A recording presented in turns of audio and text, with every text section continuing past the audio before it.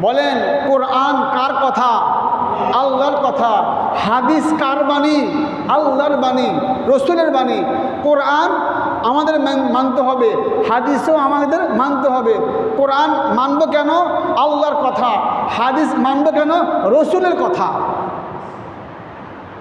কোরআন আল্লাহর কিতাব, হাদিস রসুলের কথা, রসুলের বাণী। আমরা হাদিসও মানব, আমরা কোরআনও মানব। কোরআনে আল্লাহ যা হালাল লিখেছেন আমরা সেটাকে হালাল মনে করি। কোরআনে যেটাকে হারাম করেছেন আমরা সেটাকে হারাম মনে করি। রাসূলুল্লাহ সাল্লাল্লাহু আলাইহি ওয়াসাল্লাম বলেন, এই দুনিয়ার উম্মতেরা, আমি যেটাকে হালাল করি সেটা আল্লাহর হালাল করার মতো, আমি দুনিয়া যেটা হারাম করি সেটা আল্লাহর হারাম করার মতো। সুবহানাল্লাহ।